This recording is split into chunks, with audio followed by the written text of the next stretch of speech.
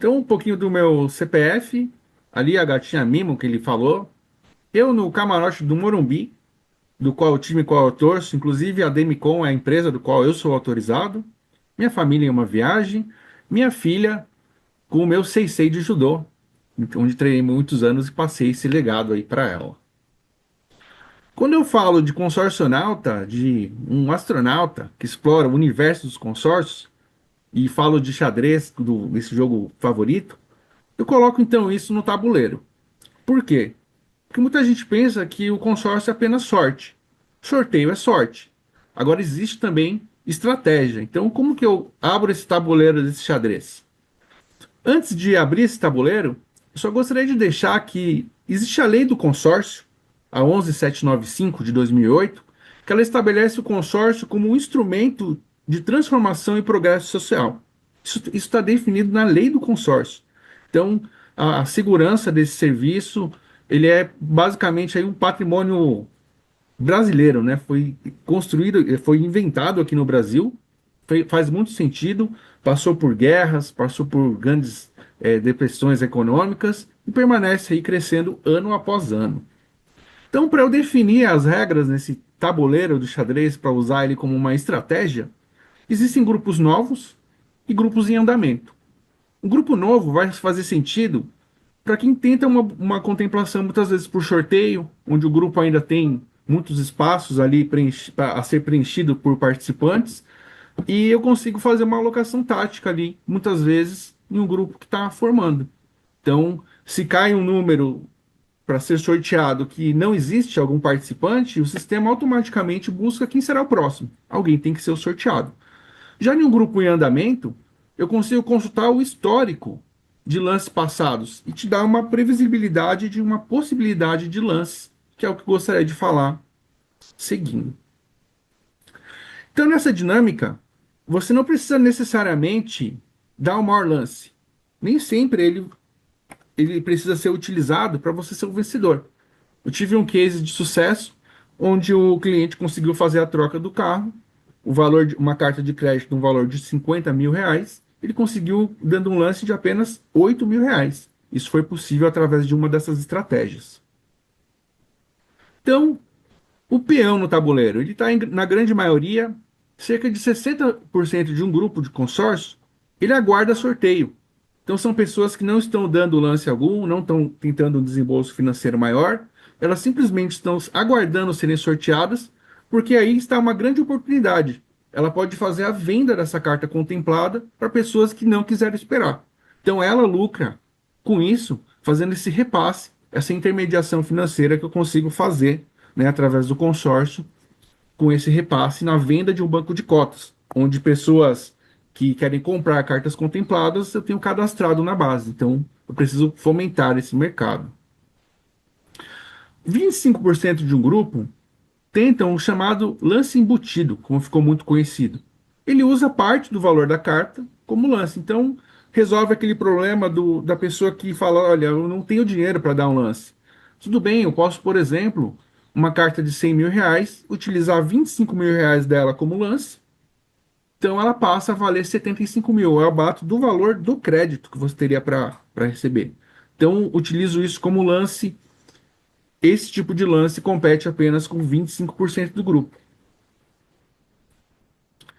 E um lance que mais refinado, esse é o rei, 10% do grupo. Você consegue isso através de um lance chamado lance limitado, onde ele limita valores, então você não precisa de um desembolso financeiro muito grande para tentar esse lance, porque ele é um lance híbrido, onde você pode utilizar recursos próprios e parte também do valor da carta. Então, nesse refinamento, você não está competindo com a grande maioria ali para tentar essa contemplação. A dama, essa aqui é a peça mais forte do tabuleiro, ela se movimenta livremente, então eu defini ela como o lance livre. Esse lance, você compete apenas com 5% do grupo na média.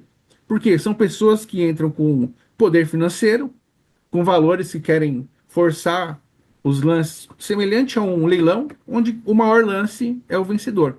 Muitos grupos chegam a contemplar mais do que o primeiro lance. Então, tem um histórico de grupos com 4, 5, até mesmo 10 lances livres. Então, o meu lance não foi o maior, mas o seu lance foi o quinto maior.